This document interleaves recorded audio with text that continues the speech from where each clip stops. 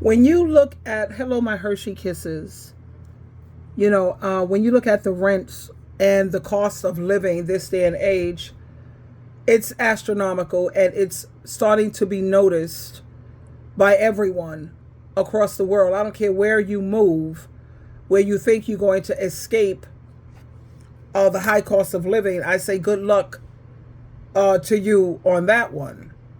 When it comes to these rents, I think that these rents, they need to be based off of a person's average wage. What do you take home? That's what rent needs to be based on. And my solution for all of this is the only thing that will ever work, and that is to boycott. With the millennials and Generation Z, they could put a stop to this immediately. All of these places that you see, the rents and the houses are very high priced. Just don't buy them. Don't rent them. I'm going to come back and speak with you on this, but I want to share this with you this morning. Not to put a dampen on your morning, because you shouldn't have anxiety and worry when you put your trust in, what's up, y'all? Come to my new trust in God and Christ the way you're supposed to. So you don't have to worry about all of this nonsense and foolishness. Anyway, let me share this with you. And here we are. Hold on. Okay, here we go. What's up? A new report's found that the cost of rents becomes so out of control that nearly half of the renters in this country can no longer afford to make their payments. And make things worse, virtually nothing is being done to solve the problem. We're talking about rents that have gone up 2 and 3 times just in the last 24 months. And so somebody who day one they're paying $700, all of a sudden is paying $1,700, along with having to make, they got utility issues, they got inflation issues, they've got wrenching decisions that they have to make. Do I pay my rent? Do I pay my bills? Do I run the risk of being evicted? Can I pay just half rent? You don't realize this until you're in the middle of it, but you hear these stories, and right now, I don't see any way it's turning around. No, I don't see anything in the horizon that's going to turn this around. No, there is not a single piece of legislation being proposed, not a single piece of legislation pending. There's not even really discussion of this from our leaders in Washington, D.C. on either side of the aisle. This has been a problem that we have talked about before. It's been a problem that even the most corporate of news outlets have talked about. And nobody is doing a thing about this. These people are telling in this new report saying, listen, after I pay my rent for this apartment or this, rental house I've been in for 5 years, I pay my rent. I have less than $300 for the rest of the month to buy food for my children, to buy gas for my car. I cannot sustain this for more than a few more months before I'm out in the street. And here's what gets me too. This report says the housing market's telling us, well, it's because there's a shortage. There is not a home shortage in the United States. We have That's coming from the White House. They're trying to defend themselves. It's not our fault. Yeah. It's not our fault. There's a housing shortage. That's complete We have more vacant homes than we have unhoused people in this country. Yeah. We could give every one of them a free house and we wouldn't even notice. So you've got a homeless rate that hits its historical high. Saw an article coming out of San Francisco where a family of 4, think about this, a family of 4 needs more than $200,000 a year just to live, have a place to live, and pay their bills. $200,000. So it's not just, first of all, it's not a housing shortage. Right. What is happening, though, this part of the story, is Wall Street's coming in and buying up big swaths of entire neighborhoods. And those used to be, single family type homes that a young couple could buy. Now the prices are just so outrageous because corporate America is involved, and there's no controls over it. There are things from the executive level that can be done to stop this, but nothing's being done. Now, when Wall Street gets involved, the media has already dropped the ball. You can't even find these articles in the media. No. When Wall Street's involved and they own everything, these stories are going to disappear because Wall Street's going to be paying advertising on MSNBC and CNN and ABC.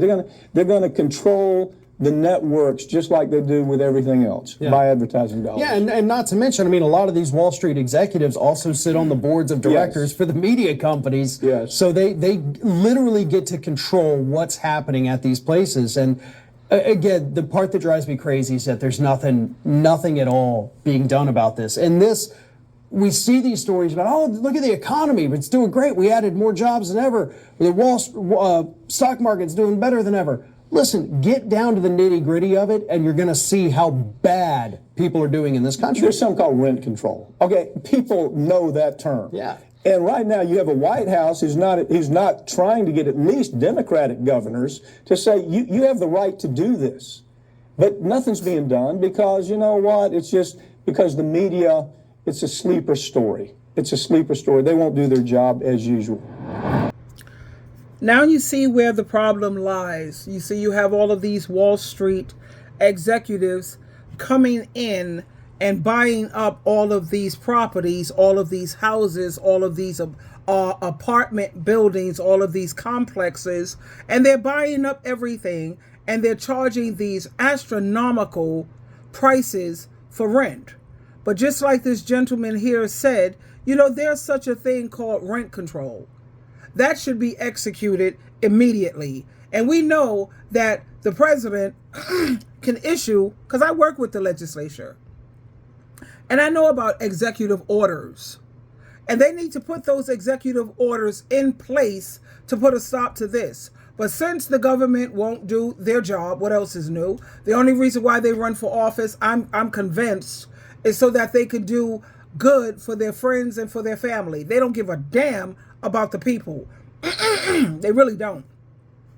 So the only thing that the people can do is we know, and we're dealing with a lot of these men, politicians, and no offense to men, not to be picking on them, but majority of the government is being run by the men, and we know what men understand, and it's called punishment and consequences. That's the only thing they understand. So what should we do as a people? It's called boycott. That's the only real power that we have, is to hit them in their pockets.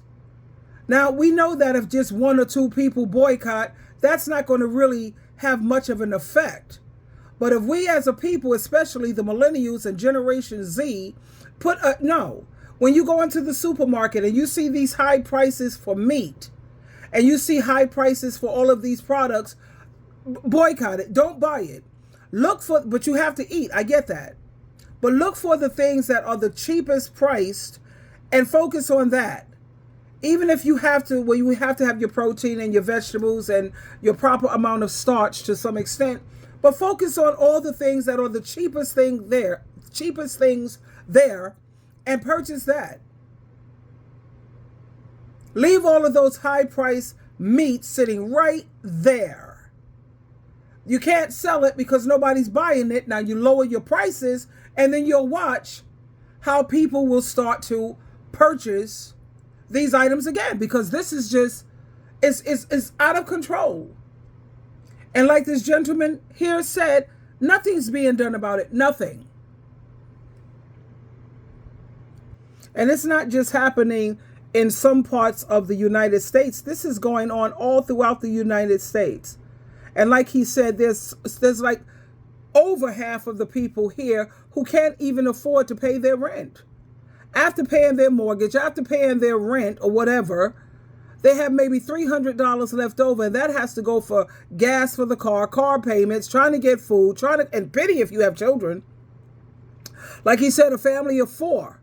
You have to make $200,000 a year just to try to keep your head above the water.